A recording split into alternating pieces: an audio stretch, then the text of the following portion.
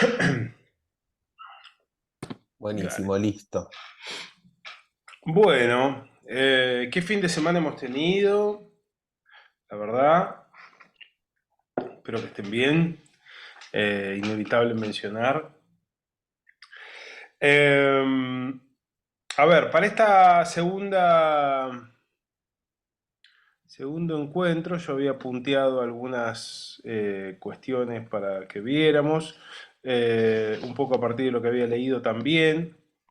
La idea es darles unas consignas de corrección a partir del trabajo que teníamos que hacer, que tenían que hacer.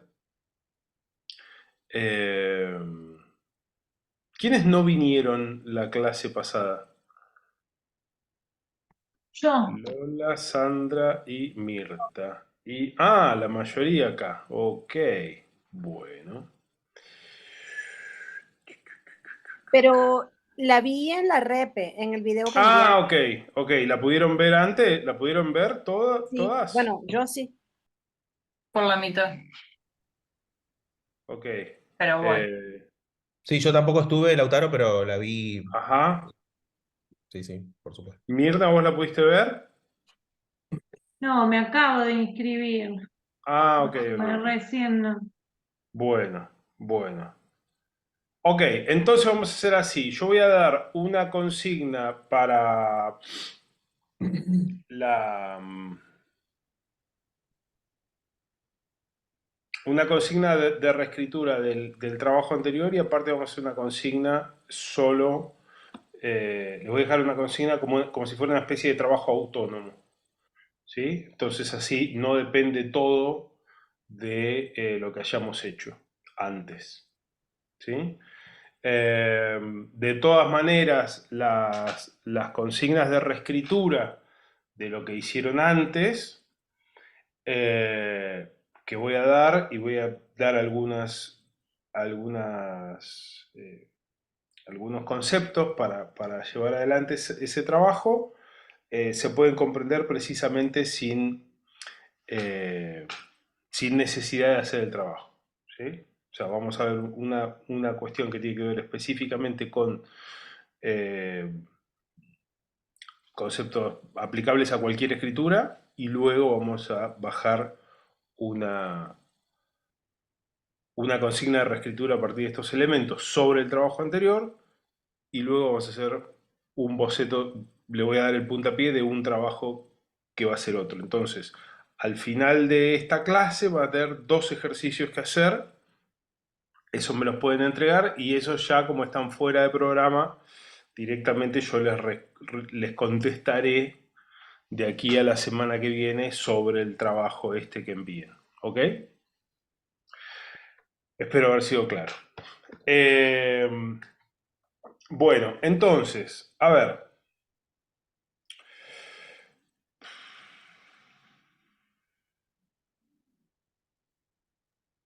Lautaro, por mi parte, quiero Sí. decir simplemente, digo, no quiero que te compliques de más con esta idea de que hay como grupos que vinieron la semana pasada y hoy, porque en realidad el seminario comenzó la semana pasada y nosotros le permitimos a la gente que no estuvo que se sume hoy para participar y que vean de qué se trata, pero no quisiera que eso funcione como una complicación para el seminario. El seminario tenía dos clases, comenzó la semana pasada y bueno, No hay ningún simplemente... problema. No hay ningún problema. Solo vamos a hacer una pequeña pirueta para integrar. Eh, entonces, a ver, yo en principio quiero hablar como de tres nociones, ¿no? Que aparecen en la, en cualquier escritura y en el ejercicio que llevamos adelante. Uno tiene que ver con, o sea, todo lo que nosotros hacemos tiene como horizonte y como norte,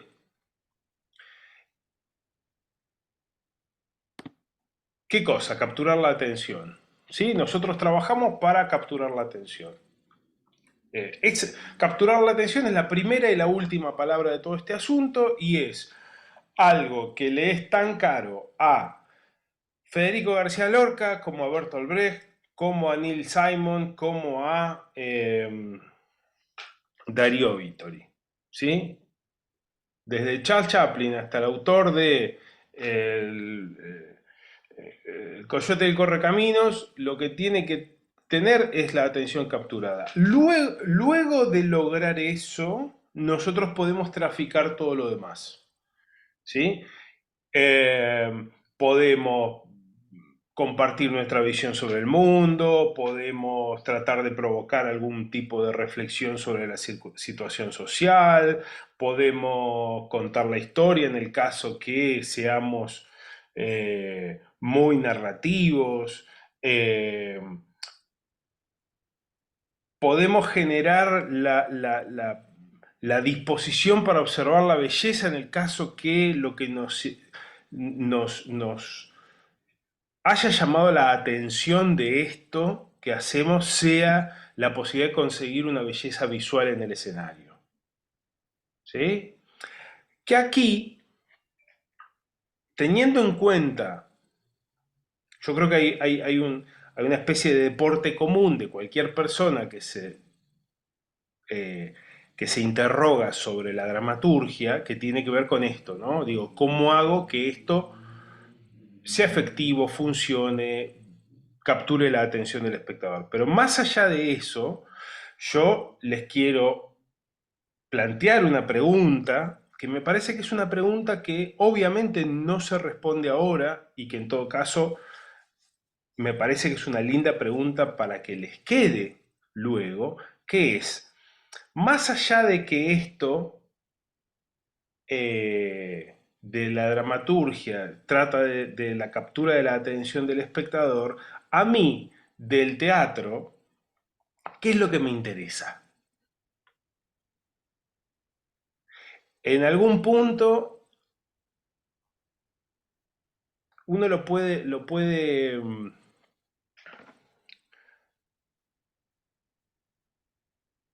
comparar con el amor, ¿no? Como decir, ¿qué me gusta de todo este asunto a mí? ¿No? ¿Por qué yo decido estar con esta persona? ¿No? ¿Qué es lo que me convoca a este lugar? En mi caso particular, yo creo que hay algo que es como del orden bautismal, si se quiere, ¿no? Hay un tipo de relación que uno establece con eso que pasa en el teatro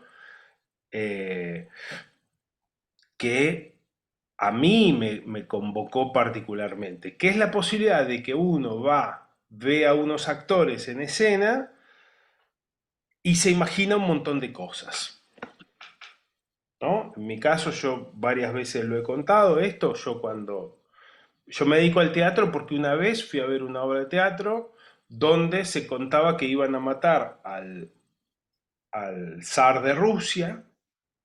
Había unos personajes que estaban por hacer un atentado y la noche que iban a matar al zar de Rusia, estos personajes estaban esperando que el tipo que iba a hacer el atentado regresara. De pronto escuchan unas bombas fuera de escena y el tipo finalmente regresa. Lo justo de cambio, exactamente. Muy bien ahí. El tipo regresa. Cuando regresa, le preguntan si mató al zar y el tipo dice que no pudo. Entonces le preguntan, bueno, pero ¿qué pasó?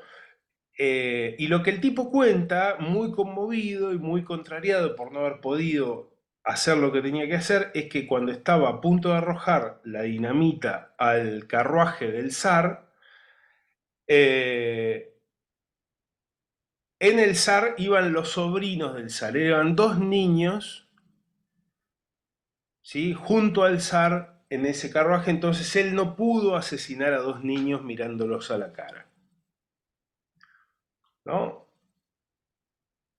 Esa fue una imagen para mí muy, muy, muy potente y yo tenía 13 años cuando fui a ver esa obra y cuando terminó la obra, cuando salía todo el elenco a saludar, yo estuve 1 o 2 segundos, no me acuerdo cuánto, aplaudiendo y buscando dónde estaban los dos niñitos que hacían de los hijos del zar.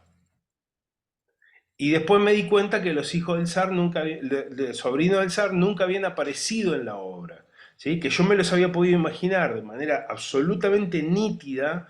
Es más, es de los recuerdos más nítidos que tengo de esa obra que vi, y ese evento que yo vi nunca estuvo puesto en escena. Y ese es mi mambo con el teatro. Hay gente que, por ejemplo, lo que le fascina es una cuestión coreográfica respecto al teatro, o una cuestión visual respecto al teatro.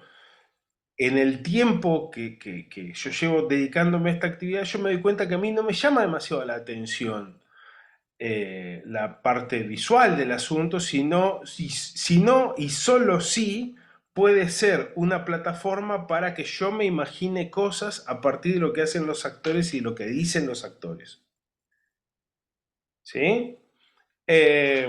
Entonces, junto con la idea del entretenimiento, ¿no? De la necesidad de la captura de la atención, una pregunta que me parece que estaría buenísima que ustedes se hicieran a sí mismos es, bueno, pero está bien, más allá de las cosas que hay que hacer para hacer una dramaturgia y de cómo está armada una obra, etcétera, etcétera, a mí qué es lo que me gusta de todo esto.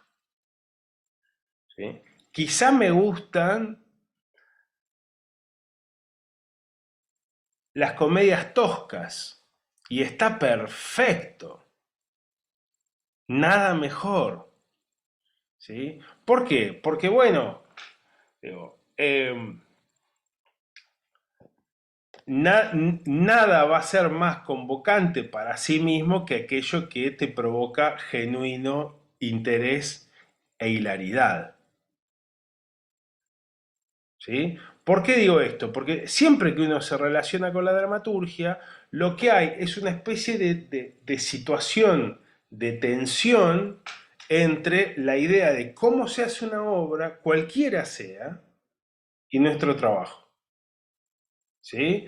Y muchas veces se ve en cualquier escenario formativo, yo creo que en la actuación también pasa, pero en la dramaturgia se ve bastante claro esto de qué tengo que hacer para tener una obra, y a veces eso que tengo que hacer para tener una obra desatiende y se desentiende de aquello que a mí me interesa de este fenómeno del teatro, que tiene 25.000 formas posibles. ¿Sí? Entonces, eso es como si dijera, pregunta para el verano, para pensar en la playa, ¿no? Después, yendo a ya más técnicamente a qué captura en relación al uso de las palabras, nosotros tenemos dos elementos que generan atención. ¿Sí? Uno es la acción, obviamente, ¿no? En tanto aquello que suceda en escena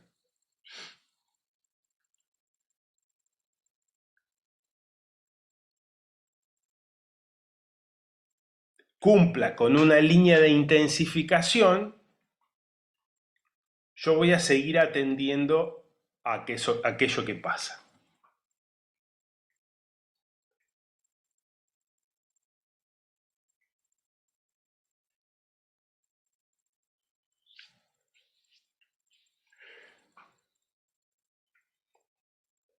En la escuela secundaria, en mi escuela secundaria, que era bastante despelotada, el profesor de química tenía algunos días que eran los días de gloria de él, ¿no? Los días de gloria de él era cuando íbamos al laboratorio. ¿Por qué? Porque había un momento en el cual, cuando hacía alguno de esos ejercicios de ebullición, ¿no? Donde subía la temperatura y había que ver cómo un líquido subía por una pipeta y decantaba en otra, etcétera, etcétera, todos estábamos súper atentos a lo que pasaba y nadie jodía. ¿Sí? Ahí capturaba absolutamente nuestro interés. ¿Sí? Nosotros estábamos atentos, aunque estuviéramos en cualquiera, en un momento se generaba un vector de atención a aquello que se intensificaba y progresaba hasta su final o derramamiento, ¿no? Entonces, la acción, ya sea como una situación inmediata y clara en términos dramáticos, como muchas que aparecen en el ejercicio que hicieron, es un elemento de captura de atención del espectador. Digo, una persona le pide a otra que corra el auto, porque tiene que sacar el de ella, ¿no? Ver esa interacción y cómo termina resultando y cómo el otro personaje no mueve el auto y esta persona se enerva pero a la vez trata de conseguirlo, es claramente una acción que organiza la observación de esto que pasa. Otra posibilidad que puede estar dentro de una situación dramática o no, podría ser simplemente una intensificación formal. Sobre todo en estructuras breves como las que estamos pensando nosotros, ¿no? Dentro de un monólogo breve. Por ejemplo, cualquier fenómeno de adición o sustracción de elementos generará una captura de la atención.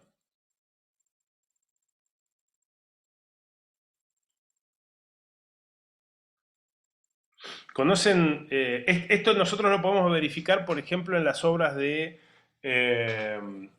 Ionesco, que funcionan muchísimas bajo ese principio, ¿no? Hay una pequeña situación, si recuerdan El nuevo inquilino, por ejemplo, hay una pequeña situación en la cual se encuentra una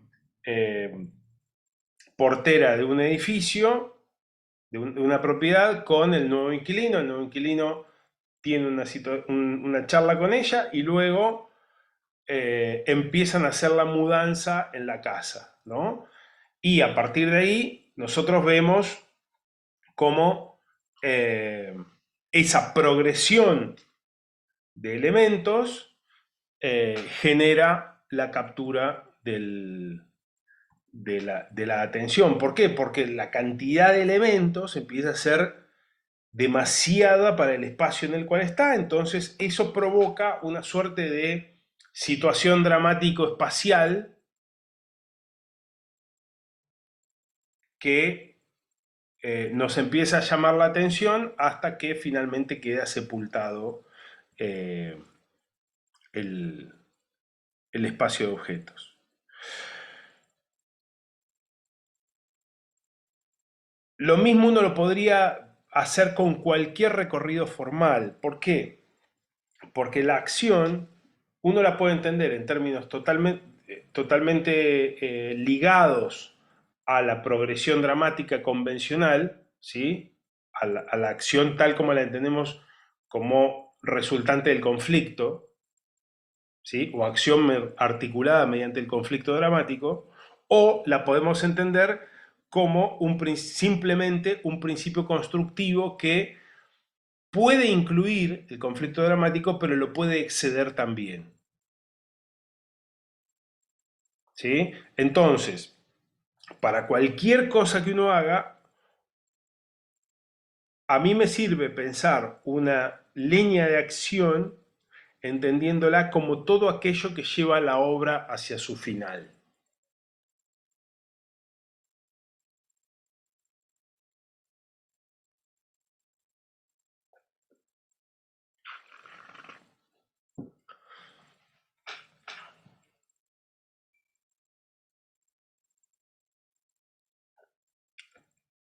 ¿El conflicto dramático lleva la obra hacia su final? Sí, absolutamente. En el caso que lo haya. Ahora, ¿cómo hacemos con un espectáculo de Pina Bausch?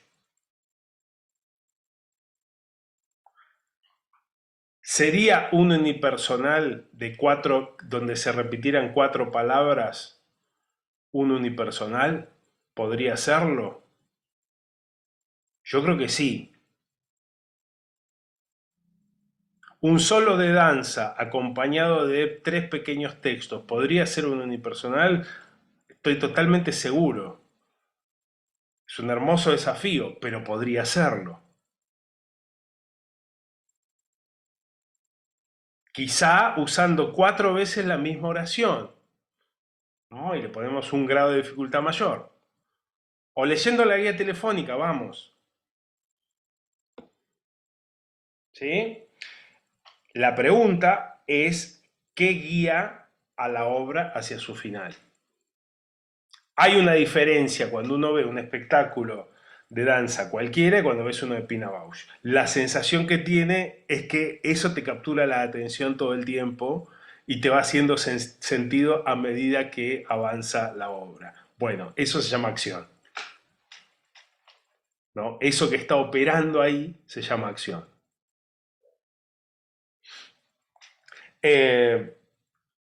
La manera de componer los recorridos que tienen, por ejemplo, los artistas circenses,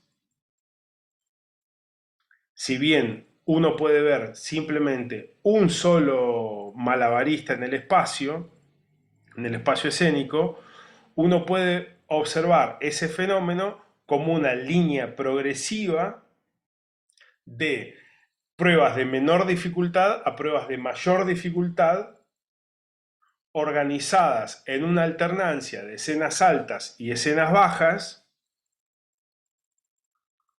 que generan una intensificación de la dificultad hasta que el número termina. Entonces, en ese fragmento de tiempo, obviamente hay dramaturgia y obviamente hay acción. ¿Sí?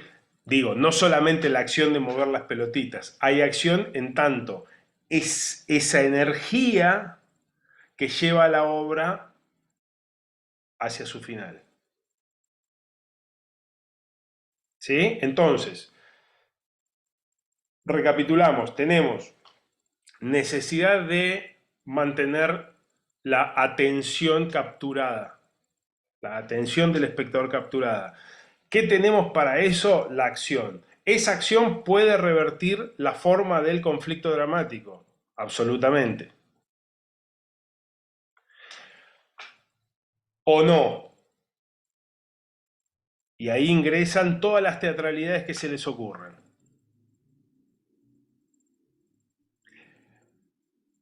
Todas las teatralidades que se les ocurran para las cuales capturar la atención es un tema importante.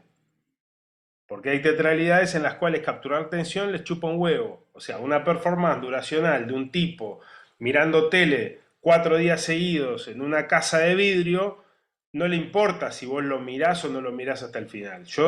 Siempre hablamos, cuando hablábamos el otro día, hablamos de la idea de tener un cachito de teatro. Cuando uno tiene un cachito de teatro, quiere decir que se está haciendo cargo del espacio y de la variable tiempo.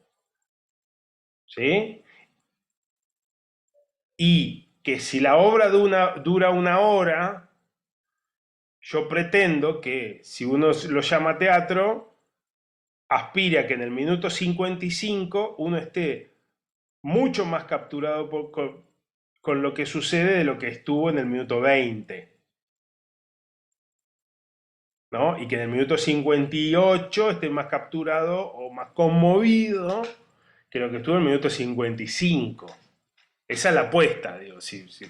Uno puede decidir hacer otra cosa, igual, ¿no? Pero la idea, o el norte, por lo menos, me parece que tendría que ser ese. Entonces, la acción puede revestir la forma del conflicto dramático o no. De todas maneras, la acción lo que busca es que haya un principio organizador perceptible que genere una intensificación. Y dentro del conflicto dramático y dentro de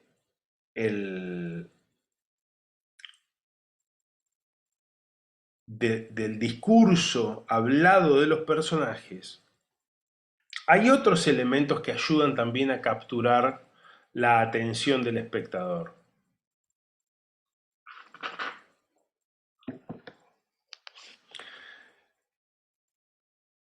¿No? Ya ahora nos vamos a situar solamente dentro de las formas de capturar la atención que tienen que ver con la situación, que tienen que ver con la acción dramática.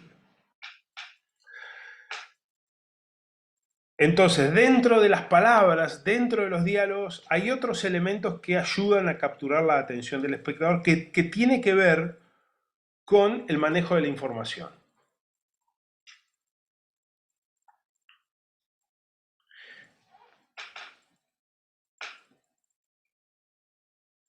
Un sistema de información eficaz no es que va a suplantar al conflicto dramático, pero lo puede potenciar hasta a niveles insospechados.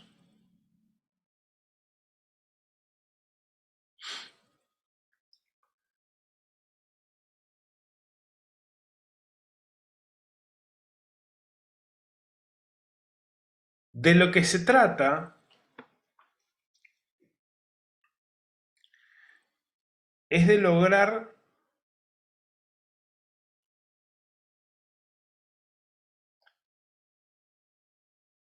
una figuración lo más inmediata posible en el espectador de aquello que le estamos contando. Es como si dijéramos, el espectador solo puede atender a una cosa, que es la acción.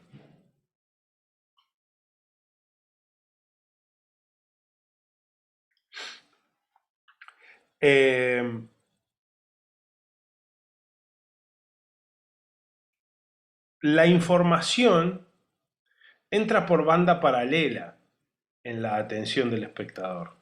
¿Sí? Aquello que nosotros le vamos a informar respecto de lo que sucede se constituye en la cabeza del espectador mientras el espectador está atendiendo a otra cosa que es la acción. Si el espectador se queda pensando, por ejemplo, ¿qué dijo? ¿O qué quiso decir?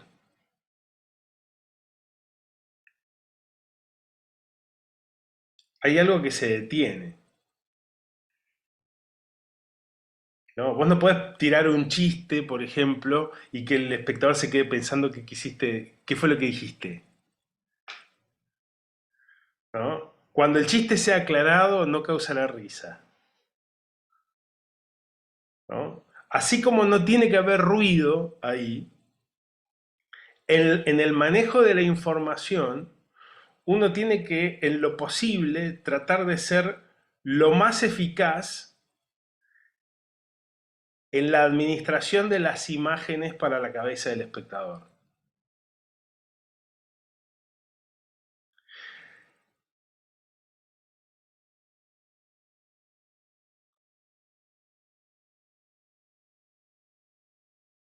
¿Por qué? Porque a medida que uno va atendiendo algo, ir recolectando datos respecto de quiénes son los personajes, ir rectificando o ratificando información respecto de quiénes son los personajes,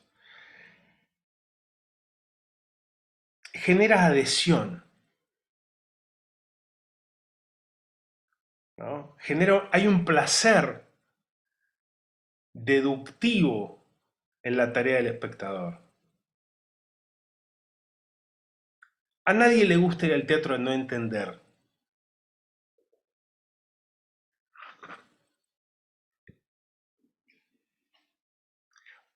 A uno le gusta ir al teatro a entender. Y entender un poquito, y un poquito más, y un poquito más, y un poquito más. Y de hecho, buena parte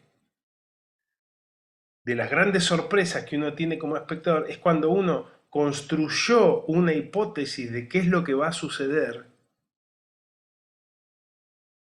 y pasa otra cosa que aquello que uno construyó, pero que está dentro del rango de posibilidades, ¿no? Ese tipo de sorpresas, ese tipo de giros,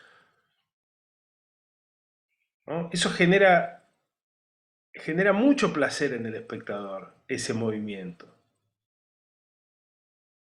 ¿no? Entonces, si yo por un lado trabajo sobre la atención a los eventos, ¿sí?, que es la progresión del conflicto, y a la vez estoy trabajando en la acumulación y en la variedad y en el despliegue de un sistema de información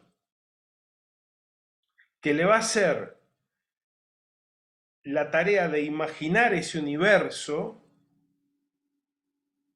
más variopinto y por ende más singular. Y por ende, si es más singular, es extraordinario.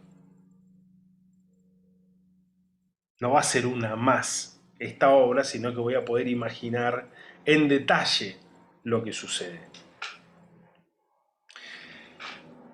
Entonces, en cualquier obra hay desplegado, por ejemplo, un sistema de imágenes, ¿no? Junto con la peripecia de la acción, ¿sí?, junto con los eventos que suceden uno tras otro, se despliega a lo largo de cualquier obra, así sea una obra corta,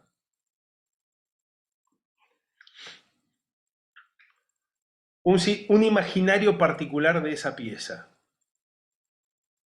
¿no? Uno puede agarrar distintas obras del mismo autor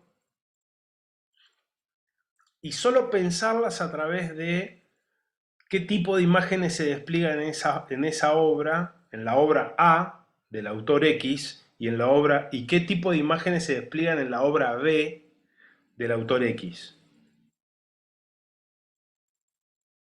Y va a encontrar, cuando son grandes autores, que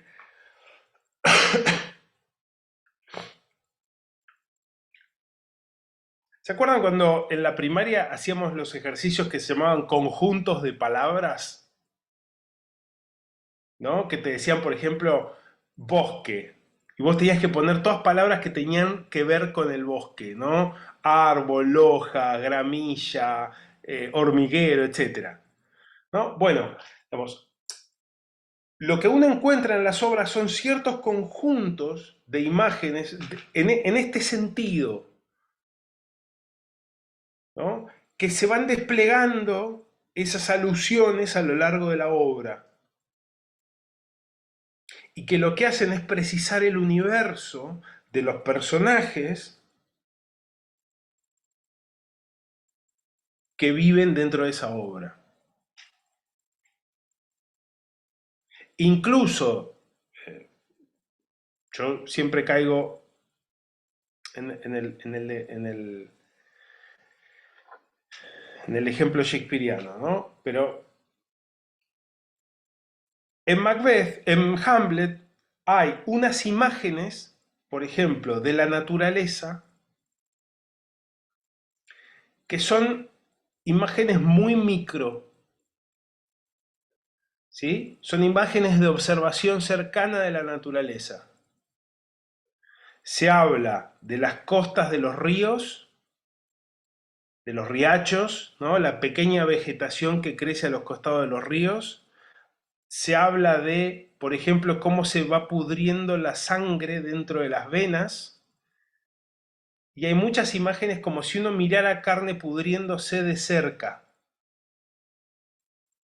¿sí? Hay todas unas cantidades de imágenes que tienen que ver con la corrosión que suceden, que están enunciadas desde una observación cercana de aquello que se corroe. En Ray Lear, mismo autor, las imágenes que atraviesan la obra son de la naturaleza también, pero son imágenes que están vistas como si fuera en Panavisión, ¿sí? En grandes angulares, son imágenes gigantescas. Se habla de penínsulas que entran dentro del mar, enormes territorios, y lo más pequeño que se menciona tiene que ver con el útero de un árbol, un útero como un árbol que se reseca, por ejemplo. ¿Sí? Entonces, estas dos obras tienen una naturaleza particular de imágenes que son evocadas. Y es como si el autor se mueve dentro de ese mundo de evocaciones en toda su variedad. ¿Sí? A lo largo de la obra, uno es capturado por ese recorrido también, no solamente por la acción, ¿sí? Sino por un sistema de imágenes que se despliegan y se desarrollan a lo largo de la obra. Esto cuando uno lo ve en Shakespeare decís, bueno, sí, es súper macro, perfecto. De la misma manera uno lo puede trabajar sobre una pequeña pieza o sobre un monólogo. ¿Cómo hace uno para trabajarlo sobre cualquier escritura? Bueno, en principio dándole espacio a las imágenes por sobre las ideas, en tanto a información se refiere. ¿Sí? Uno se agarra se agarran el material que escribieron, ustedes van a ver que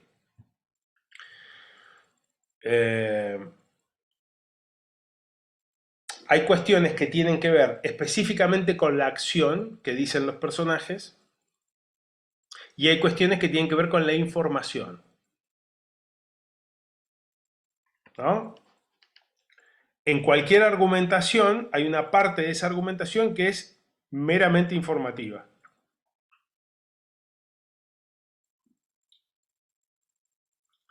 Y hay otra parte de esa argumentación que es de acción sobre el otro.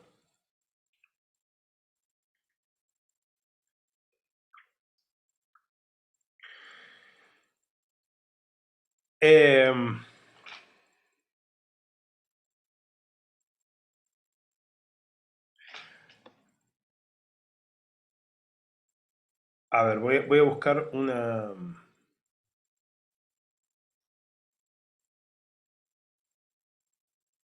Yo tengo dos como yates en relación al manejo de la información para ver esta cuestión.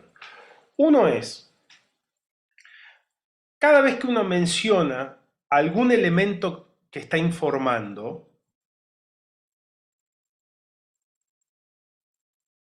por ejemplo, mi perro Toby, ¿no? Yo estoy haciendo una argumentación en la cual hablo de mi perro Toby. Si yo vuelvo a hablar de mi perro Toby y lo vuelvo a enunciar como mi perro Toby, me estoy perdiendo una oportunidad. Me estoy perdiendo una oportunidad de ¿qué? De facilitarle al espectador una imagen más sobre mi perro Toby.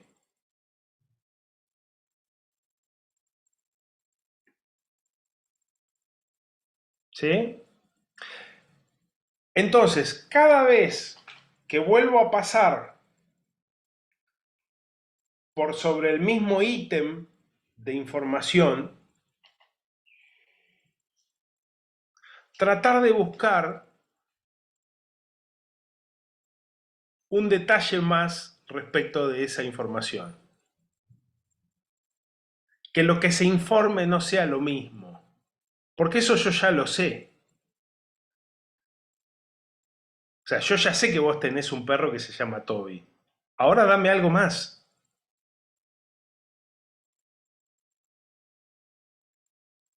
Si da la patita, si le gusta hacer piruetas y baila Miranda, si muerde los almohadones, lo que sea, ¿no? Distintas maneras de enunciar ese mismo elemento que va a aparecer. Mi jefe. No, porque tengo que ir porque mi jefe. Vuelve a aparecer tu jefe. Tiene que haber un elemento más para que yo lo conozca. ¿Sí? ¿Por qué pasa esto? ¿Por qué es necesario esto? Bueno, porque a lo largo de una obra, si una imagen no se despliega, se empieza a volver una especie de excusa narrativa.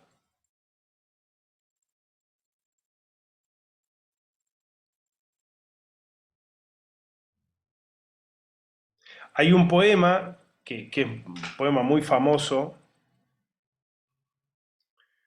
de una autora inglesa, que para mí, cuando encontré ese poema, me resultó muy claro este fenómeno, ¿no? De cómo funciona la alusión, que... A ver, esperen que consigo el nombre de ella.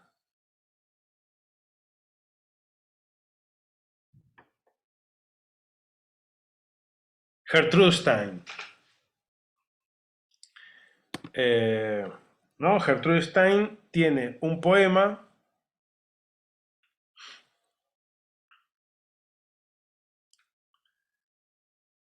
que dice así: A rose is a rose is a rose is a rose is a rose is a rose is a rose is a rose is a rose is a rose is a rose is a rose. ¿No? Digo, una rosa es una rosa, es una idea poética. Una rosa es una rosa, es una rosa, podría darnos hasta un movimiento dramático ahí adentro. Una rosa es una rosa, es una rosa. ¡Wow! Ahora, cuando eso se repite, una rosa es una rosa, es una rosa, es una rosa, es una rosa, es una rosa, es una rosa, es una rosa, es una rosa, lo que nos queda es como una especie de sonido vacío. La rosa se desmaterializa y lo que gana es el sonido. ¿Sí? Ya no nos imaginamos nada. Ya lo único que estamos es escuchando ese sonido que no dice nada. En nuestro idioma castellano, lo que aparece es un arroz.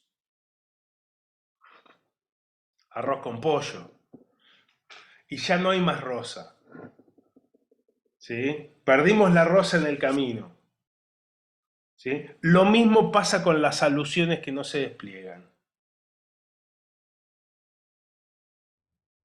Entonces, cada vez que paso por un lugar a mencionar un dato que di, siempre va a agarpar más si cada vez que vuelvo a mencionar lo mismo le doy un detalle más a eso. Distinto.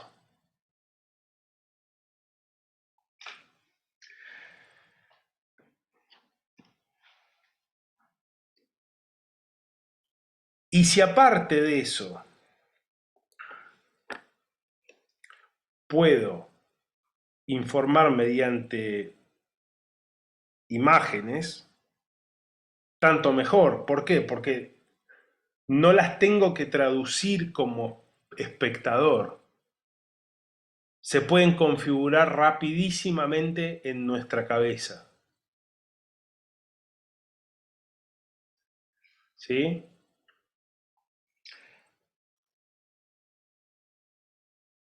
por ejemplo, porque la pregunta siempre es, siempre que uno se hace como espectador, y creo que hay que hacerse como autor, es, ¿qué tengo que imaginar? ¿Qué quiero yo que imagine el espectador con lo que le estoy contando?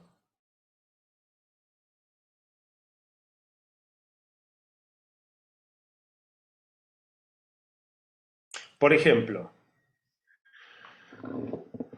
tuvimos un viaje agotador.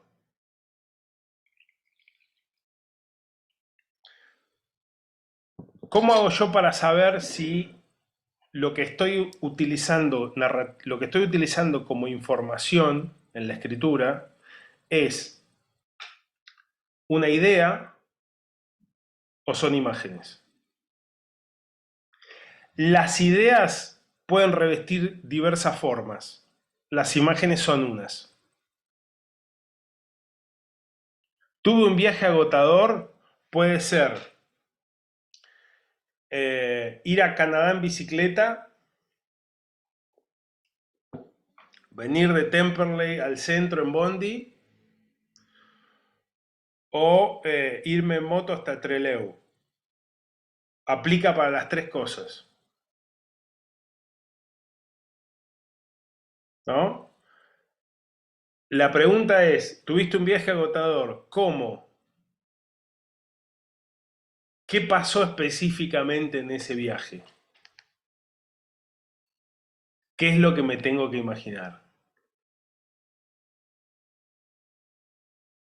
Y ahí lo que entra es el poder de la imagen, ¿no? Nada más fenomenal y rendidor para condensar ideas, por ejemplo, el viaje agotador, que 2 o 3 imágenes.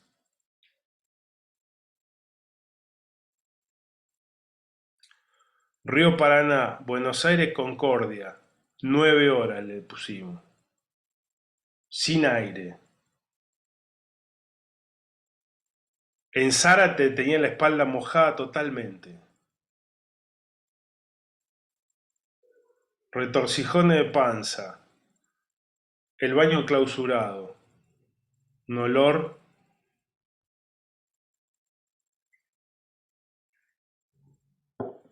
¿Sí? En 2, 3, 4, 5 imágenes está todo el viaje.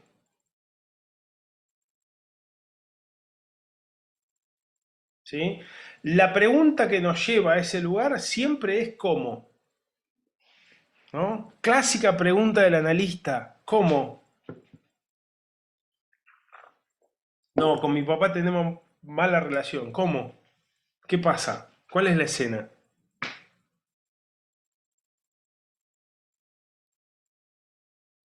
Es buenísimo cuando uno hace terapia de grupo, ¿no? Que hay ideas narrativas que funcionan para varias personas. Después cuando empiezan a intercambiar cuáles son las escenas, uno dice, ah, no, pará, no, no, pero con mi viejo todo bien, no, no, no. Vos tenés problemas, sí, sí, sí, vos sí, yo no, no, no, todo bien, todo bien. Ah, o sí, todo mal, pero distinto, no, no, no, yo estoy hablando de otra cosa. Mi escena es esta, ¿no? Eh, entonces, el,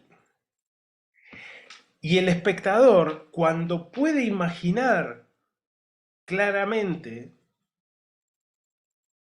algo de lo que le estoy contando, es esa capacidad, si aparte no le cuesta mucho, porque una idea uno tiene que ponerse a pensar, ¿sí? Yo tengo una información, por ejemplo, tuve un viaje agotador, es una información que yo como espectador recibo y tengo que guardar en algún lugar que no sé cuál es.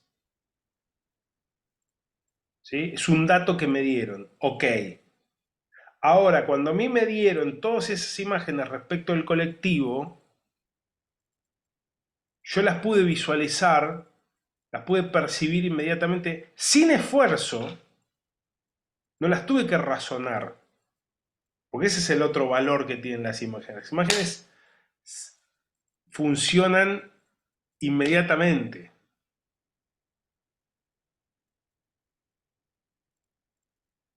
Se configuran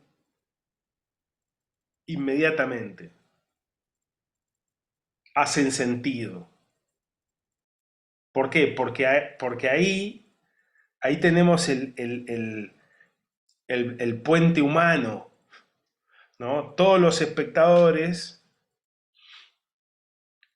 todos nosotros tenemos un archivo de imágenes desde que nacemos que tenemos incorporado, que resuena inmediatamente, sin hacer ningún esfuerzo intelectivo. El esfuerzo intelectivo es seguir adelante la acción, pero la información no tiene que hacer fuerza, tiene que hacer poca fuerza en una obra de teatro. Eh,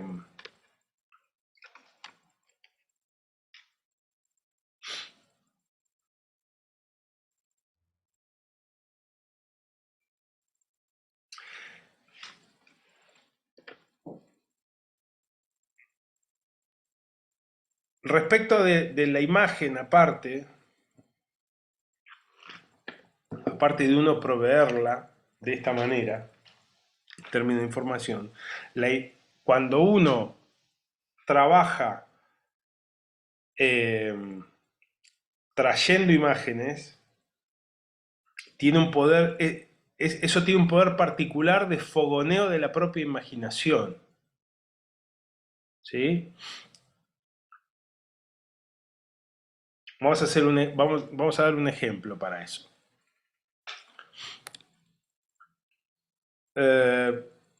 ¿Conocen el olor a perro mojado?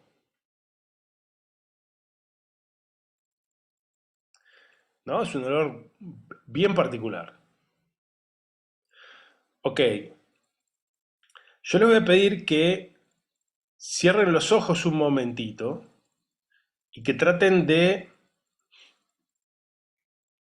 evocar el olor a perro mojado. ¿Cómo se siente en nariz ese olor?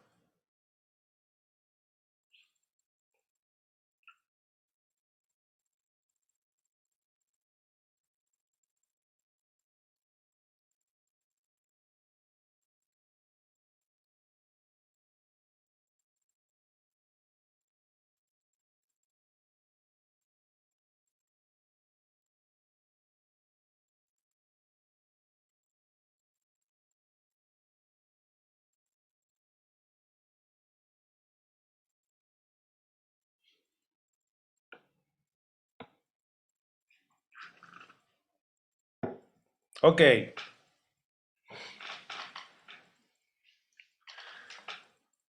Pregunta. ¿Imaginaron un perro?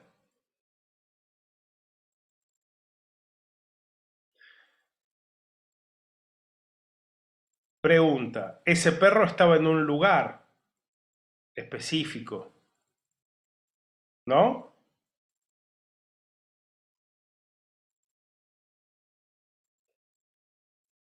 ¿Cómo era el perro?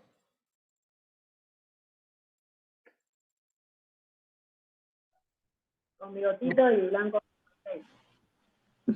Con bigotito y blanco con beige. ¿Qué era un beagle? No sé las marcas de perro, pero capaz. La marca de perro, muy bien. Mi perro Lol. era de esos muy peludos, chiquitos, y era beige. Y era beige. Ok. Yo lo vi como grande y también con muchos de esos que tienen pelo, no de ese pelo corto, sino el pelo largo o rastudo. Ajá. Digamos. ¿Grande percherón o más flaquito? No, flaquito. Ajá. Pero de esos ¿Hocico? de esos que tienen fuerza, digamos, que apenas te tocan ya te ensucian, es como salir de acá, perro, que está todo mojado, tiene un olor, como Ajá. no lo podés esquivar fácilmente. ¿Color? Blanco, pero todo embarrado, me lo imaginé, o sucio. Ajá. Y peludo, no pelo corto. No, sí, peludo. Hocico, Tipo como sí, como un Fox Terrier, pero de los más grandotes. ajá, No sé, bien. ¿Y dónde estaba en el momento en patio. que, en el patio? ¿En un patio de qué tipo? Grande, es como llueve, salís a buscar la ropa y viene el perro y te ensucia, como viene a ¿Está recibirte. Bueno, camina sobre tierra, piedra o pasto? un poco de todo. Un poco de todo. ¿El pasto está alto? No, No. Ok. ¿Y está lloviendo ahora, en ese momento? ¿Sí? sí, Ok. Por eso vos salís a buscar la ropa. claro. Ok. Bien. Vos, Paula, que decías que no habías...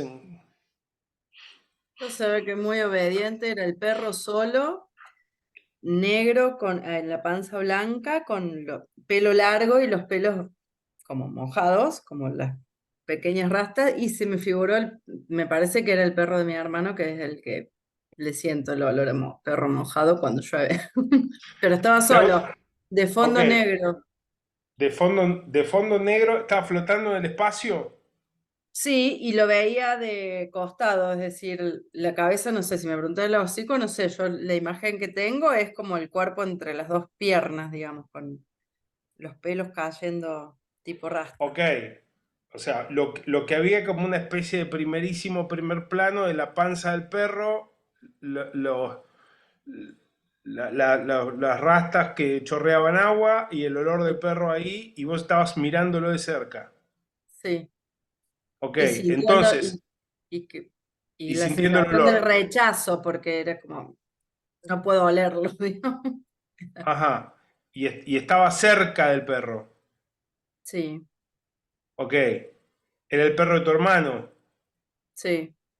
Bien. Si vos hicieras un paso atrás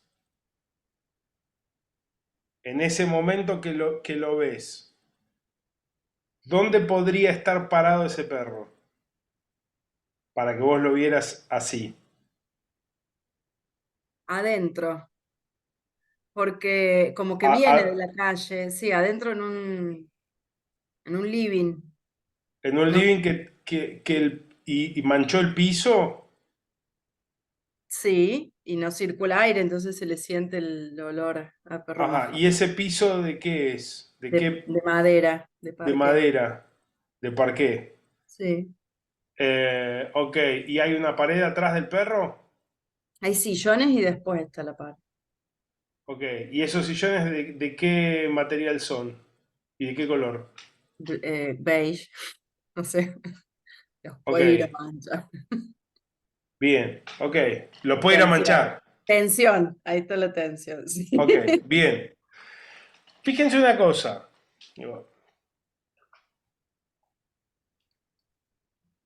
Sobre el punto de partida de una imagen, que fue el olor, ¿sí?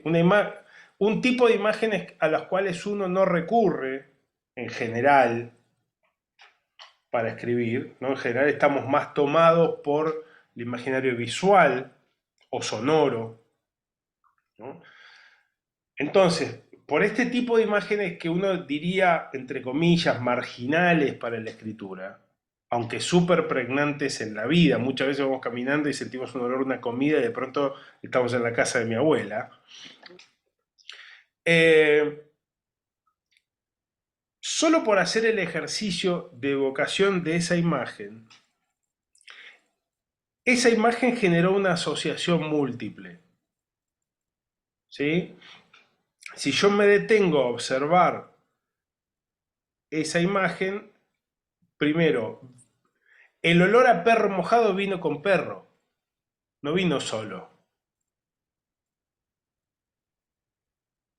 ¿no? Nunca nadie me dijo en un taller que imaginaba la fragancia o un frasquito que decía perro mojado número 51. ¿No? Cuando la haga con perfumistas, por ahí aparece alguno que dice, no, yo imaginé una estantería con frasquitos. ¿no? O con químicos, de gente que hace olores para cosas, ese tipo de cosas, pero hasta ahora nunca me pasó. Entonces, siempre viene con un perro añadido. Ese perro añadido no es el perro ideal. Es un perro que tiene un color, un tamaño, una forma, ¿sí? Un estado físico. Y ese perro está en un lugar determinado, a una hora determinada del día.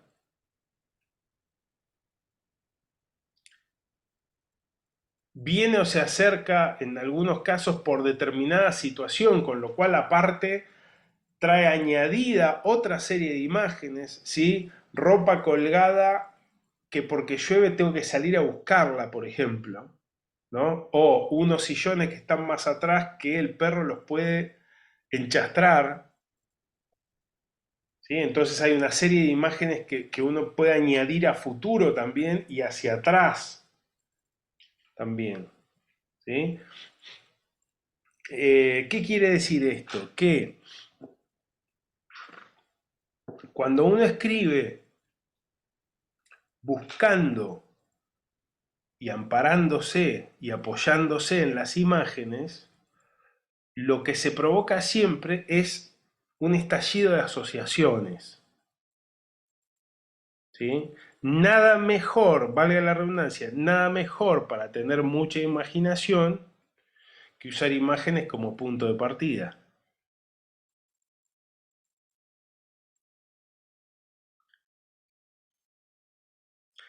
E imágenes genuinas, no traducciones de imágenes. ¿Sí? No es que uno se pone a pensar un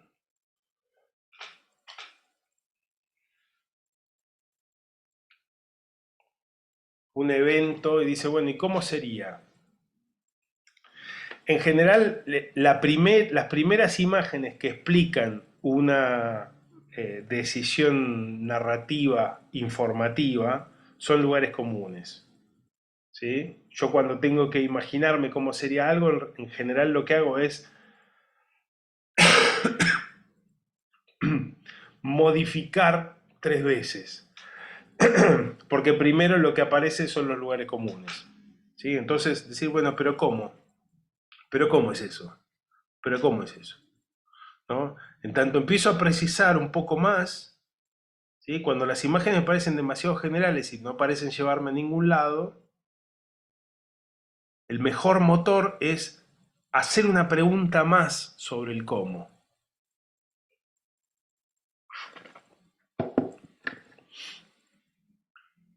Y aparte de mojado, ¿cómo está el perro? ¿Qué le pasa? ¿Qué hace?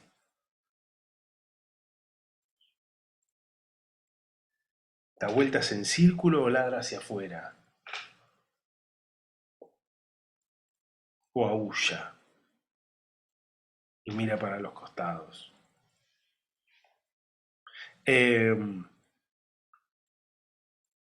Entonces,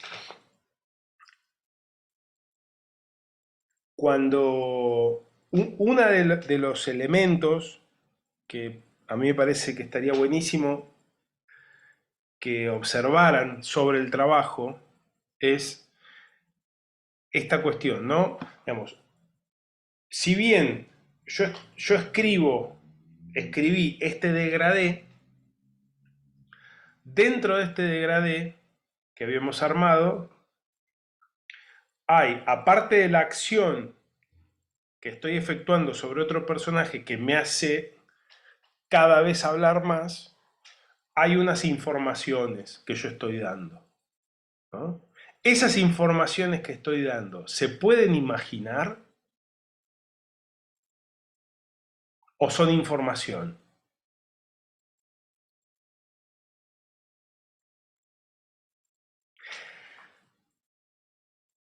O son información y las puedo precisar con imágenes.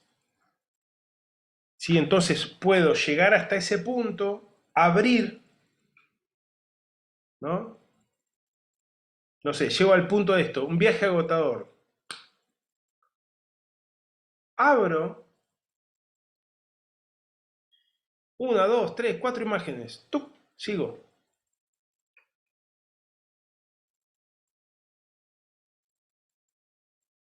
¿Sí? Para precisar y para engrosar el aspecto informativo de esto que estoy contando.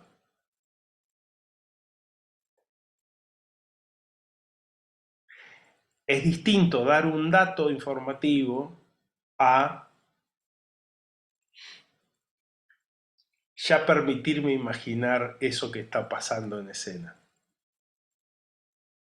como espectador. Es mucho más fácil subirse.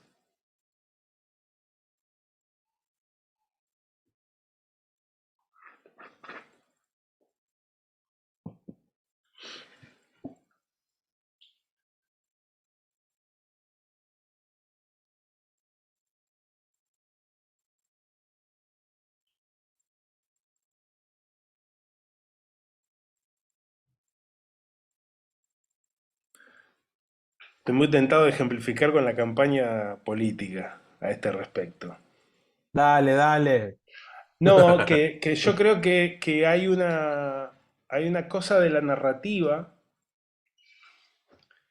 que la idea de la casta, en términos narrativos, fue insuperable, fue irrebatible. O sea, sobre eso, o sea, vos tenías, del lado de Milei tenías la idea de la casta que aludía a un montón de sensaciones perceptibles que la gente a pie podía tener todo el tiempo. Cuando iba al supermercado, cuando iba a la verdulería, en el cotidiano, y que aparte se ilustraba con otras imágenes, yates, fiestas, etcétera, ¿no? Más allá del fogoneo mediático. Digo, estoy hablando específicamente de información. Contra eso, las argumentaciones de masa caían irremediablemente en el palabrerío político. ¿Cuántas veces te hablaron de la necesidad de terminar con el déficit fiscal? ¿Qué te va a decir un político? Hay que terminar con el déficit fiscal. Es como una entelequia. No sé qué es. ¿Qué me tengo que imaginar? ¿No? Sobre eso, informativamente, en términos dramatúrgicos, es muy difícil combatir, ¿no? Más allá de, aparte, una cuestión que es como de manejo de prensa, de publicidad, que si yo te digo, no tomes Coca-Cola, no tomes Coca-Cola, no tomes Coca-Cola, no tomes Coca-Cola, no tomes Coca-Cola, no tomes Coca-Cola, Coca-Cola no, Coca-Cola no, no tomes Coca-Cola, no tomes Coca-Cola. ¿Cuántos quieren tomar Coca-Cola? Yo me quiero tomar una Coca, ahora. ¿No? Entonces,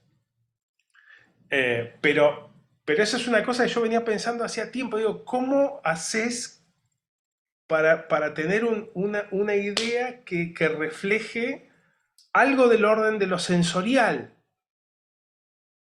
¿No? Aunque no tenga razón, o sí. No importa, no estoy hablando en términos de resultado ni de posicionamiento, estoy hablando como de cuestión meramente informativa, ¿no? El trabajo de generar imágenes en la cabeza del espectador es el más potente, más convincente, más empático, inmediatamente empático. ¿Sí? Y cuando yo tengo que capturar la atención del espectador, vale todo. ¿No? Esto lo saben los de teatro de revista.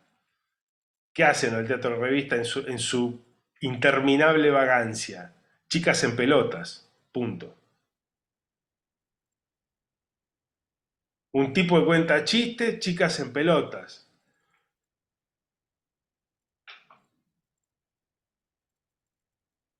Me parece, Ya. a eso que decís, la pregnancia de la imagen, ¿no? No sé si vieron el cierre de campaña, primero que nada, perdón por Córdoba. Eh, lo siento. Hicimos todo y más y fue peor. No sé si vieron el cierre de campaña Milei, que, perdón, pero fue en Córdoba. No había mucha gente, en la calle, pero la Ujú. retransmisión, no sé si vieron las imágenes, que esto que lo digo porque va en esa línea que decís vos, Lautaro, Sí, todo para dar la sensación de que era tan grande la masa que lo ovacionaba y que no lo dejaba avanzar. Y eso pregnó y de hecho angustió muchísimo. Y en realidad es que el auto entró donde estaba, en la única cuadra que había gente, en vez de entrar por atrás como entra cualquier persona a cualquier escenario. claro, Y la toma estaba pensada por drones, claro, estaba tomada desde drones, entonces vos veías así un montón de gente, como una masa claro, moviéndose, claro, un hormiguero. que vos decís, "Ah, pero esto es". Entonces, teniendo en cuenta que hay estudios que indican que la gente a último momento, frente al cuarto oscuro, muchos votan lo que cree que va a ganar, esas imágenes fueron muy, toda la logística del acto fue escénico Claro, para la transmisión. sí, sí, sí, sí. A ver, yo no sé si había algo que hacer con 50% de inflación, ¿eh? No, pero también te digo, Pero de todas maneras, sí me llamaba la atención esto de qué está funcionando en términos narrativos y qué es lo que, esto, en términos de información, perfecto, impecable, correctísimo, Massa, la rompiste toda. Pero en términos de dramatúrgicos, tenemos un problema, ¿no? Tenemos un problema grave. Eh, en fin, no vamos a deprimir, pero me pareció como un ejemplo súper cruento de la necesidad de esas imágenes, ¿no? Digo, pero para, para absolutamente cualquier cosa. ¿Por qué la gente pone más guita en el comedero de la escuela de acá a la vuelta y no la pone en Amnesty? ¿No? Te paran los muchachitos de Amnesty en el medio de la calle y uno dice, che, mirá, plata para Amnesty. Y vos decís, no, prefiero dárselo a alguien. Yo, verlo, ver esa cara donde yo voy y dono. No se lo voy a dar a un tipo que está en el medio de una situación urbana que me hace llenar una ficha, ¿no? Eh, es lo mismo, digo, cuando uno está en una situación escénica, lo que está viendo es algo que cuanto antes se pueda configurar en la cabeza, tanto mejor. ¿Sí? ¿Mediante qué? Mediante los sentidos. ¿Sí? Eh, Entonces, una de las tareas que tienen que hacer sobre el escrito del degradé es este. Digo, van a leer el texto viendo dónde pueden clarificar las imágenes y dónde pueden transformar la información. O sea, si se puede cambiar la información por imagen directamente o si se puede acompañar esa información con imágenes. ¿Sí? Las imágenes pueden ser visuales, auditivas, táctiles, sonoras, gustativas.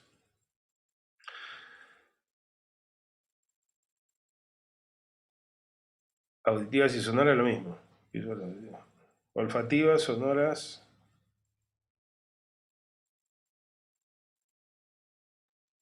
Visuales.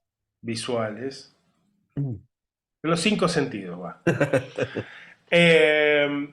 Bien, eso por un lado. Luego, otro elemento que van a ver, que también forma parte de...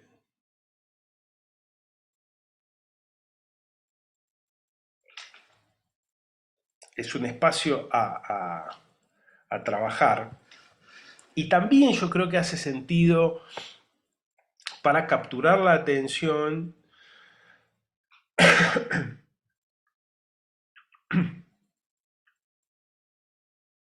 es el tema del diálogo.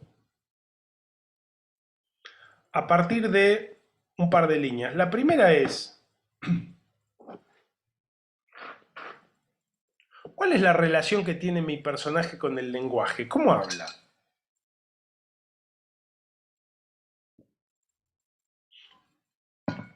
Y cuando digo cómo habla, tiene que ver con cómo arma las frases,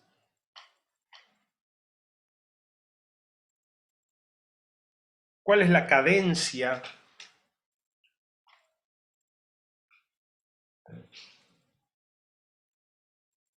qué léxico tiene.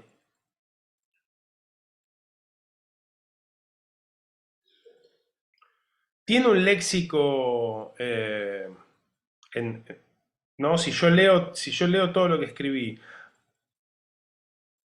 ¿hay un léxico singular y parejo? ¿Qué quiero decir? ¿Este léxico parece de una persona o empieza hablando como una persona y luego parece que fuera otra? ¿Esta frase la diría este personaje en esta situación? ¿No? Esas preguntas son preguntas de autocorrección.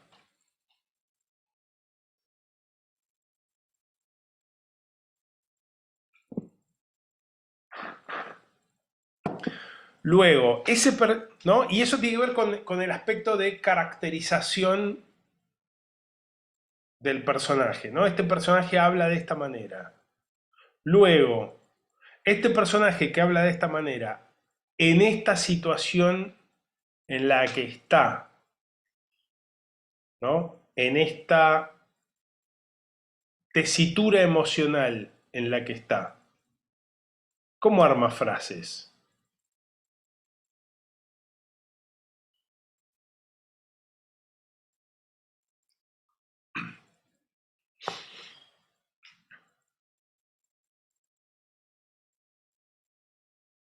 ¿No? Las emociones tienen una relación directa con la respiración, ¿no? Uno no respira de la misma manera cuando está dando una clase que enojado, que apurado, que absolutamente relajado y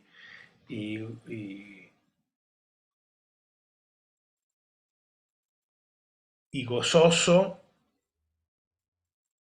¿no? Entonces, las palabras y sobre las palabras y sobre todo la forma de las frases para los dramaturgos es un índice de cómo está el cuerpo, ¿no? El cuerpo está de determinada manera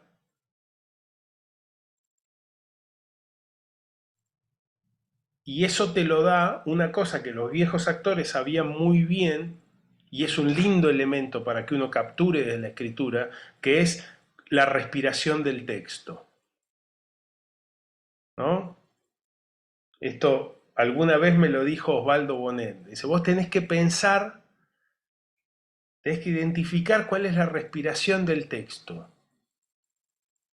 ¿no? ¿Qué quiere decir? ¿Cuándo aspirás aire y cómo lo soltás? ¿A qué velocidad? ¿Con qué ataque? ¿Cuánto te dura ese aire?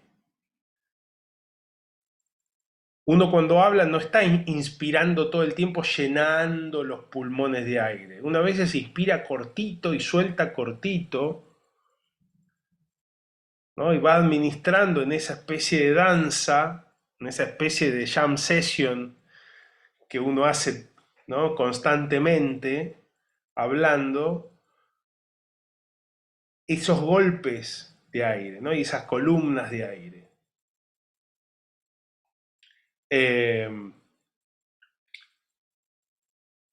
el único lugar que una persona se queda sin aire para decir una frase, salvo que sea asmático, es en el teatro, ¿no? Cuando el actor le respiró de menos o soltó de más y le queda un cachito de frase y no la termina de decir porque está ahí tirando el último aire que tiene. Pero en general, cuando uno ve a la gente discute a los gritos y los fuelles funcionan, ¿no? Y a veces hay frases larguísimas o no, pero salvo que se raspe la voz, pero en términos de oxigenación, eso funciona de una manera muy nítida, ¿no?, muy clara. Entonces, para determinados esfuerzos hay determinadas columnas de aire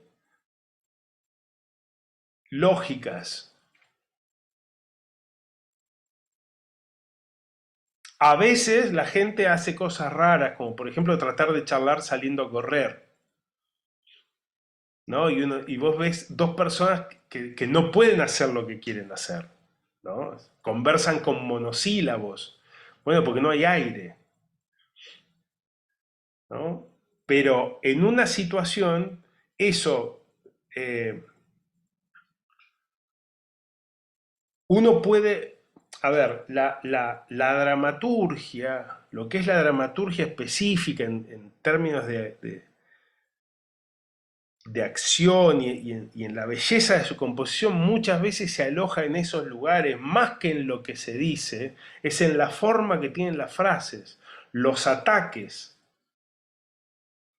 ¿no? ¿Cuál es la palabra fuerte? Para esto inevitablemente hay que corregir leyendo en voz alta,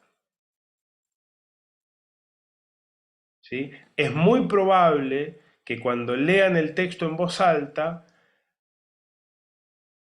la boca vaya a lugares, vaya a completar frases, vaya a extender oraciones, vaya a acortar oraciones, ¿no? En general, yo lo que hago es grabar y después transcribo, ¿no? Leo en voz alta, dejando que el impulso de la frase me lleve a lugares,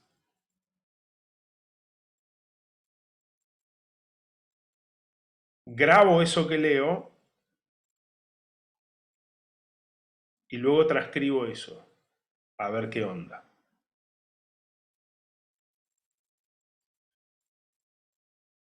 O sea, leo la primera oración. La primera oración capaz que entra toda perfecta como estaba, ok. Mi aparato fonador no lo objeta. Ahora, quizá la segunda lo acorta un poco, o le mete un dato más, o extiende un poco más una frase, y la tercera lo mismo, y la cuarta lo mismo, y la quinta está al pedo, y pasa a la sexta, ¿sí? Pero la verificación a vivo es fundamental, ¿sí? Bien, entonces, sobre el trabajo que hicieron, la idea es hacer estos dos ejercicios, ¿sí? Digo, por un lado, expandir en los lugares donde ven la posibilidad de colar imágenes singulares, singulares quiero decir, no tiene por qué ser extravagante, son de ese universo específico, de esos personajes específicos, y luego corregir en voz alta prestando atención a cómo habla el personaje. Y qué marcas a mí me gusta que tenga y qué cadencias me suenan bien.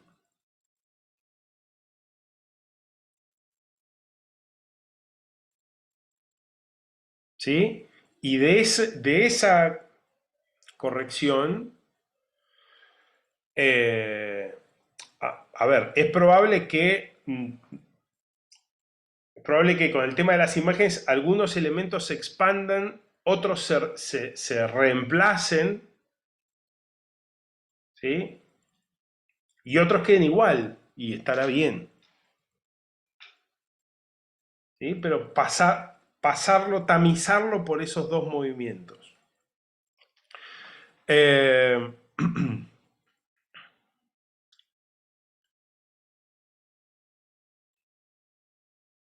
Bien, eso por un lado. ¿Hasta ahí estamos de acuerdo? ¿Alguna pregunta? ¿Observación? ¿Circunstancia? ¿Cómo le fue con el ejercicio a quienes hicieron el ejercicio?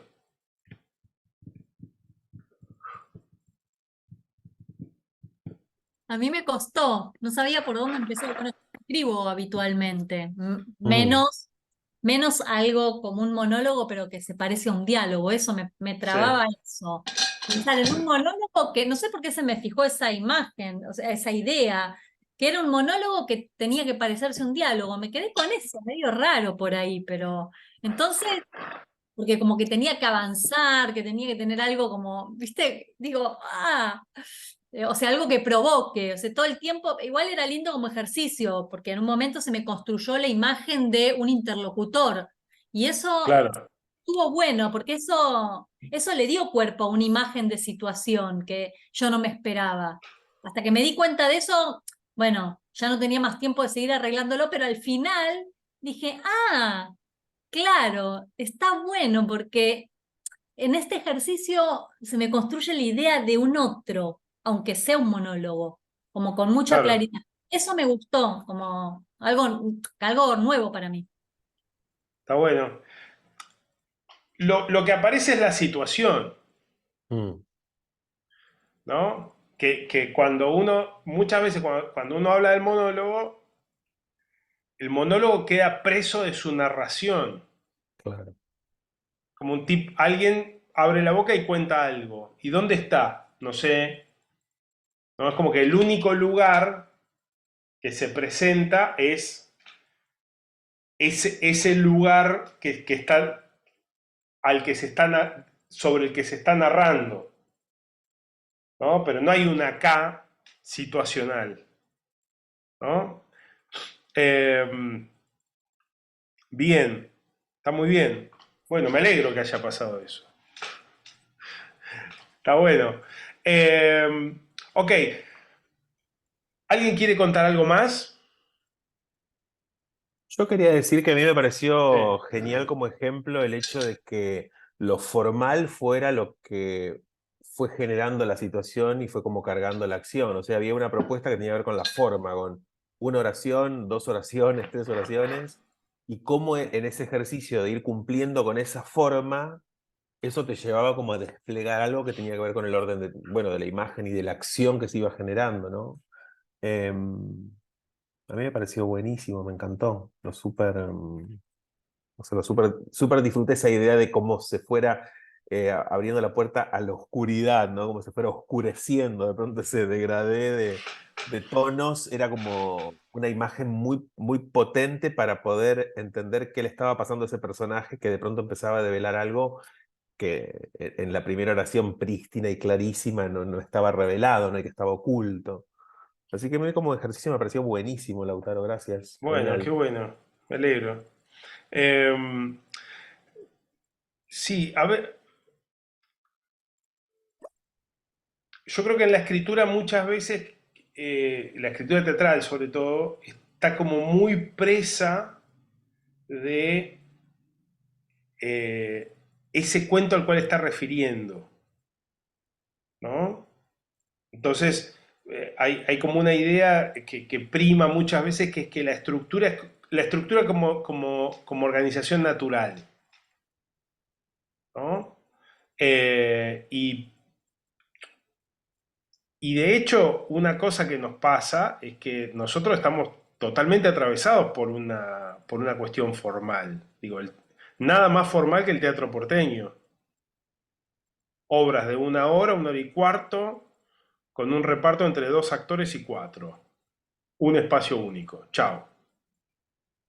El condicionamiento está dado por las salas, punto. O sea, esa es la forma, ¿no? Si vos vas a una sala y le decís, no, mira, voy a hacer un espectáculo de 2 horas 45, bueno, más vale que tengas espalda, ¿no?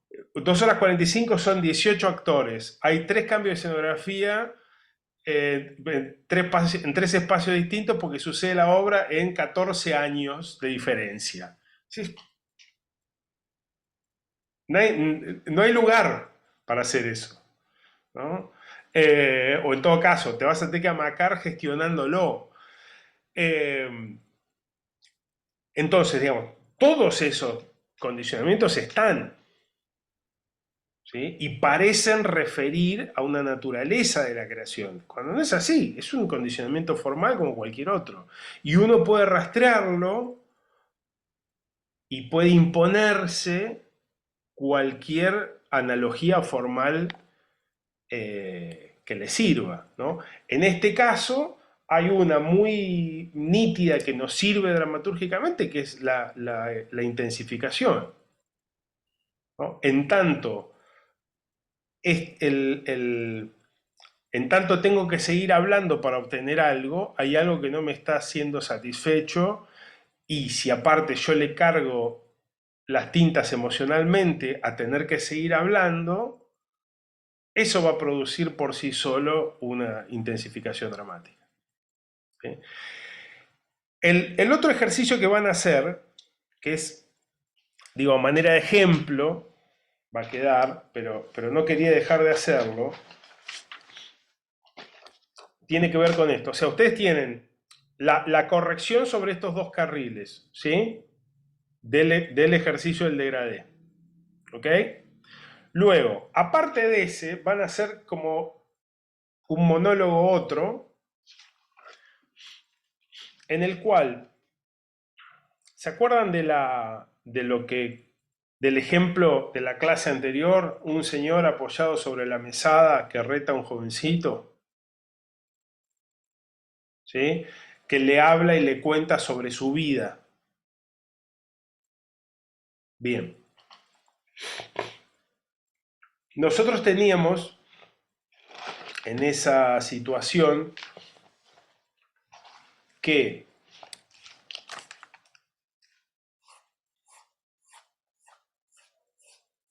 a lo largo del monólogo había una acción que atravesaba esa situación, ¿sí? Y todo dependía de cómo reaccionaba luego el muchachito, y habíamos dicho que podía reaccionar de 3 maneras: oponiéndose a la acción, ignorándola o instalando un nuevo paradigma de la escena, ¿no? Bien. Esta consigna es para desbloquear otras... una cosa que muchas veces pasa, que tiene que ver con esto del orden de la mera narración, ¿no? Que es un lugar al que muchas veces podemos caer en la escritura de escenas o en los monólogos. ¿Qué es esto? Alguien abre la boca y empieza a contar algo, ¿sí? Entonces, lo que van a hacer es un ejercicio que tiene dos partes. En la primera parte, lo que van a hacer es escribir un relato.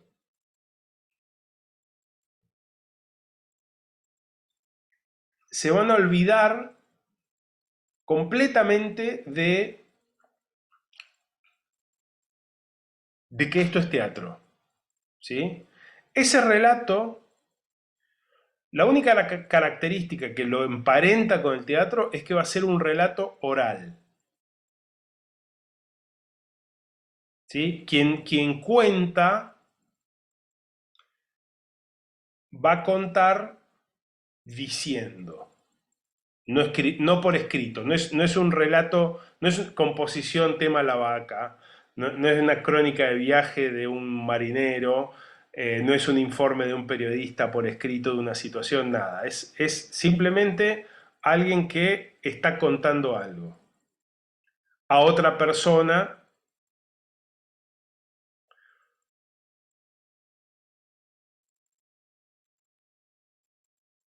Pero a priori yo no necesito ni siquiera tener un dato de quién es el que cuenta ni a quién le cuenta. Yo lo que sé es que eso que está siendo contado por una voz. Una voz de una persona. Ese relato tiene una duración de 20 oraciones consecutivas.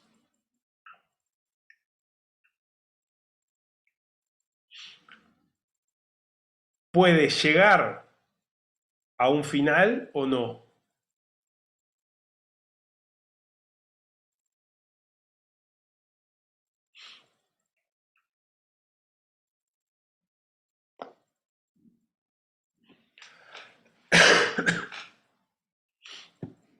Y puede contar algo que le pasó a quien cuenta o algo que le pasaba a quien cuenta.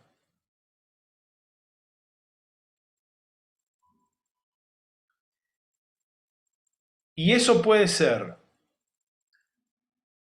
gravísimo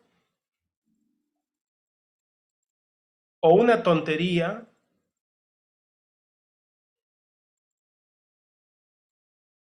o un sueño o una mentira.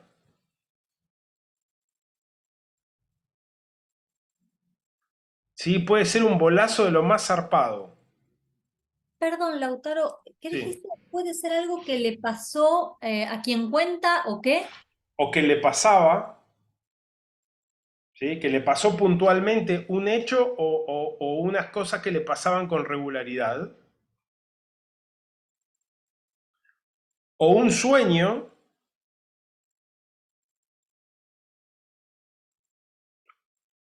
o una tontería, o un bolazo total.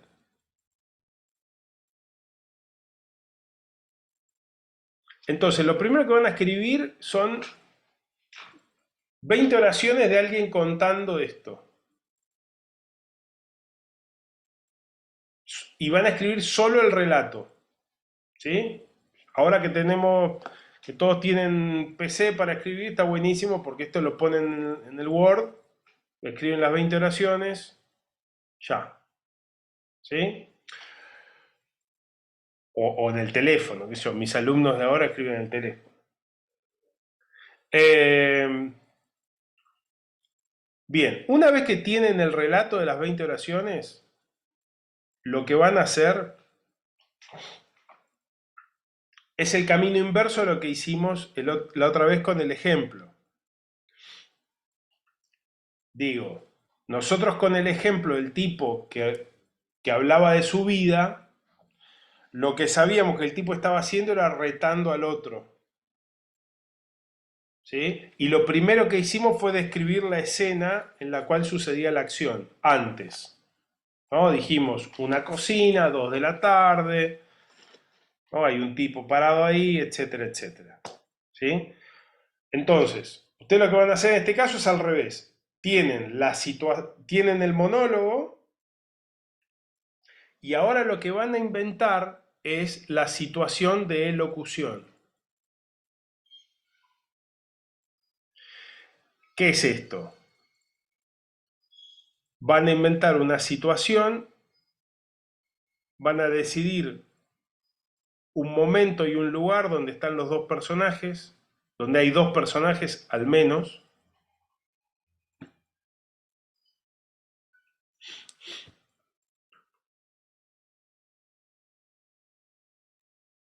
y uno de ellos es el que habla, el que le dice al otro este relato. ¿Sí? ¿En qué situación alguien le dice a un otro esto que yo escribí antes sin pensar en esto?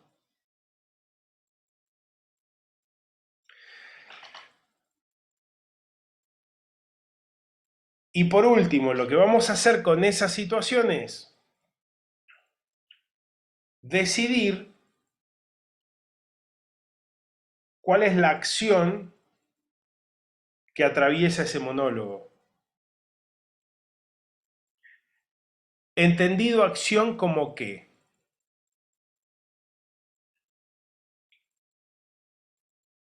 Como la búsqueda de una reacción determinada en el que escucha.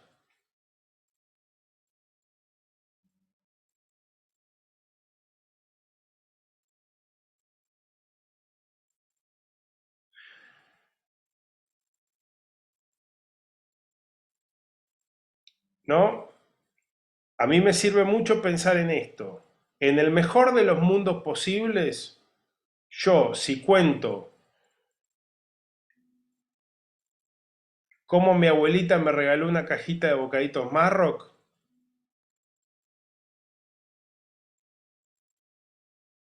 fulano me va a invitar a pasear en auto. Eso es lo que decido, ¿sí? ¿Qué es lo que tiene que hacer el otro que escucha mi relato? No tiene por qué estar directamente relacionado con aquello que estoy contando, ¿sí?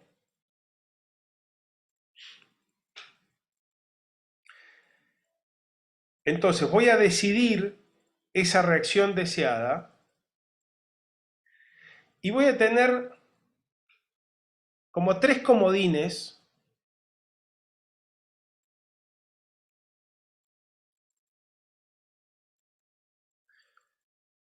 que los vamos a llamar el comodín discreto, el comodín menos discreto y el comodín indiscreto.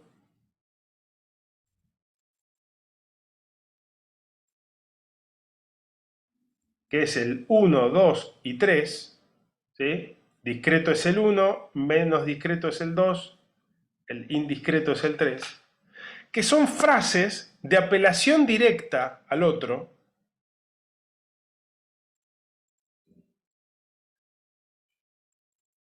que las voy a insertar a lo largo del monólogo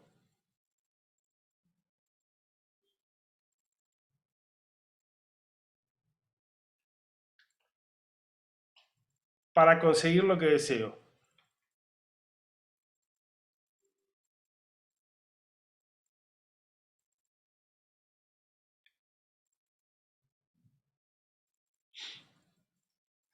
Suponete, qué gana de dar una vuelta, comodín discreto.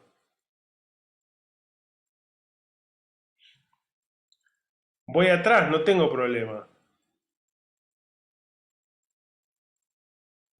Dale, llévame. ¿Sí? Paso de la mayor discreción a la mayor indiscreción. ¿Sí? Tengo esas 3 fichas. Y esos 3 momentos los voy a insertar a lo largo del texto.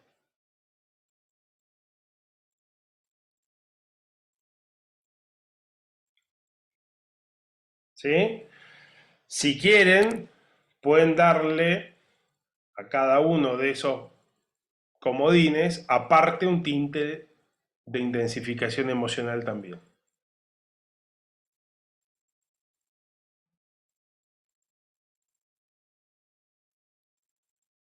¿Sí? Pero, entonces lo que va a quedar es el primer monólogo que escribí con un encabezado donde se describe la situación, quiénes son los personajes que están ahí y quién es el que habla, el monólogo que escribí e incrustados los 3 momentos. Esos 3 comodines. ¿Sí? Eso. Con este tipo de cuestiones, con decidir cuál es la reacción deseada, ubicar un interlocutor dentro de una escena, dentro de un relato que está siendo dicho y armar una progresión de apelaciones directas con lo que llamamos comodines acá, se tiene que poder activar cualquier texto narrativo que yo empiece a escribir y que no logre capturar por dónde va la acción. Cosa que muchas veces pasa. Muchas veces nosotros nos ponemos a escribir y los personajes ¿qué hacen? Conversan. ¿Sí? Entonces, partamos de ahí. Hagamos la que muchas veces nos sale. Monólogo. ¿Y qué? No, digo hacer un monólogo. Ok, hago un monólogo narrativo. Perfecto. Le pongo estos 3, 4 elementos. Tengo una situación. Ok. Una vez que capture la mecánica, ya está, no te agarran más.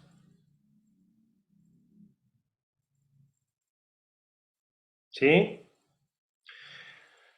Entonces, yo lo que diría es, si me mandan los 2 textos la semana que viene, tipo el lunes, ¿no? El primer texto corregido y el segundo ejercicio, yo les mando el martes devolución y bueno, hacemos ahí una especie de cierre Genial, balance. genial, buenísimo. ¿Eh? Genial, Lautaro. Buenísimo, gracias por ese laburazo. Lauta, Por ¿qué favor, sería? a ¿Una ustedes. carilla o una carilla, ponele, o eso? Sí, no creo que se te extienda más de una carilla. Ok. A ver, la idea es que el otro monólogo y este queden cada uno dentro de una carilla. Yo supongo que no se va a extender más que eso. Y luego que quede como plantines, ¿no? O para darle una vuelta de tuerca y que ya tengan monólogos cortos, o en todo caso, si alguien dice, bueno, mira, yo quiero desarrollar un monólogo tipo espectáculo ya más largo, que por lo menos estén como los elementos situacionales para que eso suceda, ¿no? Eso sería el objetivo de máxima. Ojalá.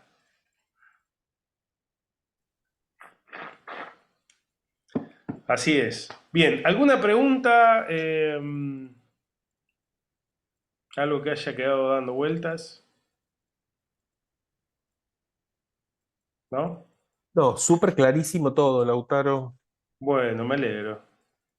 Gracias por Me tu alegro. generosidad y por este Por tiempo favor, compartido. La verdad es que un siempre placer. es un súper gusto tomar clases con vos y compartir tus saberes con el mundo. Así que desde Teatro Wi-Fi estamos súper agradecidos por la participación también. Aprovecho para pedirles que a quienes se registraron como corresponde a través de la plataforma, que nos sirve mucho que ustedes pongan algún comentario sobre la actividad y la valoren. Lo pueden hacer entrando ahí con su usuario, porque bueno, nos interesa seguir en este camino de ofrecer alternativas formativas, y para la gente que se quiere sumar siempre es bueno como poder tener estas referencias, así que se los vamos a agradecer. Y Lautaro, gracias querido. Placer Bueno, enorme, muchas gracias. como Gracias a siempre. ustedes, a todos, a todos. Y bueno, cualquier cosa, acá estamos. ¿Eh? Genial. Bueno, que se repita pronto. Bueno, Gracias. Gracias. bueno, Gracias. Gracias, un Lautaro, abrazo qué placer grande. verte de Nos nuevo. vemos. Muchas Beso, gracias. Lola. Beso, Gaby. Chao, Pauli. Chao, chao. Un gusto a todas. Nos vemos. Chao, chao. Gracias.